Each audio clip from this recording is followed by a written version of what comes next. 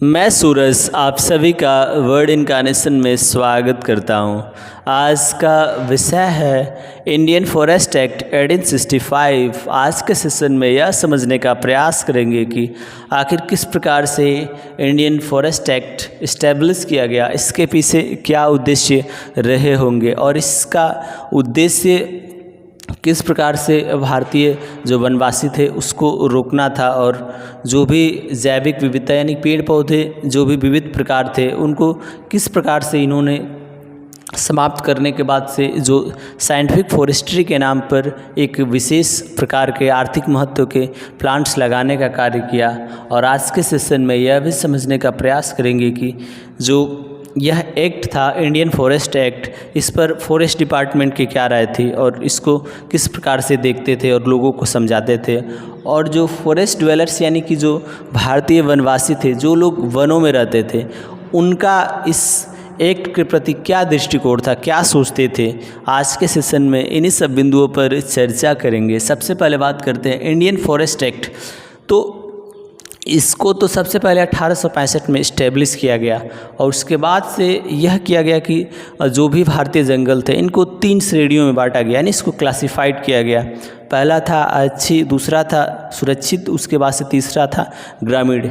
यानी इसी क्रम में इनकी महत्वता थी, जो कि आरक्षित जो जंगल थे इनको पूरी तरीके से प्रिजर्व किया गया। इसमें किसी भी प्रकार की जो वनवासी थे उनकी आवाजाही पर पूर्णतः प्रतिबंधित कर दिया गया। अगर इन नियमों को कोई तोड़ता था तो उनको कानूनी रूप से दंड दिया जाता था। जो भी वन रक्षक होते थे उनके द्वारा उनको दंडित करने का कार्य किया जाता था।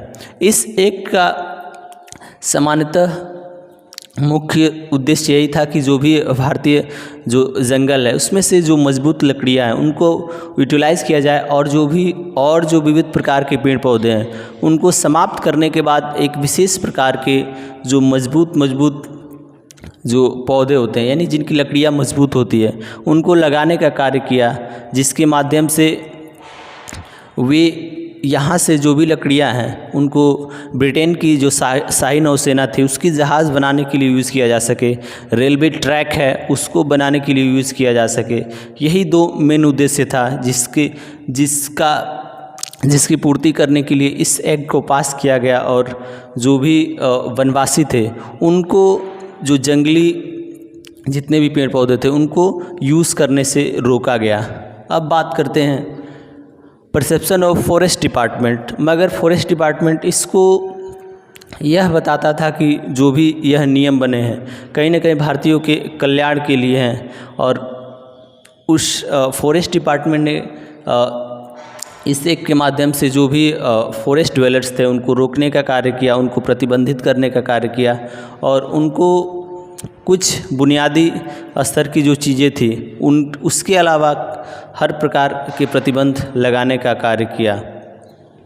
अब बात करते हैं perception of forest dwellers. Forest dwellers इस एक्ट के बारे में क्या सोचते थे। फॉरेस्ट ड्वेलर के लिए यह एक्ट बहुत ही विनाशकारी था और क्योंकि इसके माध्यम से जो भी फॉरेस्ट ड्वेलर्स की आवाजाही यानी कि जो वनवासी थे उनका वनों में आना जाना प्रतिबंधित कर दिया गया। और कहीं ना कहीं जो वनवासी थे उनके जीवन का आधार या आर्थिक आधार वन ही थे, जिसके माध्यम से वे अपनी जीविका चलाते थे। जैसे कि विविध प्रकार के जो पेड़ पौधे होते थे उनकी पत्तियों से ये पत्तल बनाने का कार्य करते थे। उसके बाद से उनकी छालों के माध्यम से सब्जी छीलने वाले जो यंत्र हैं उनको बनाने का कार्य करते थे और फल फूल कंदमूल इनके माध्यम से भी ये अपनी जीविका चलाने का कार्य करते थे। और जंगलों से ये लोग जो भी जानवर होते थे उनका भी शिकार करते थे। यानी कि कहीं ना कहीं यह जो फॉरेस्ट एक्ट है इनको विशेष रूप से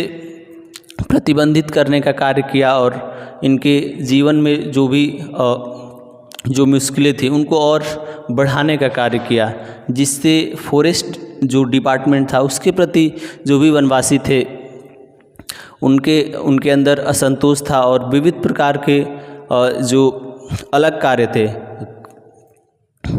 थैंक यू।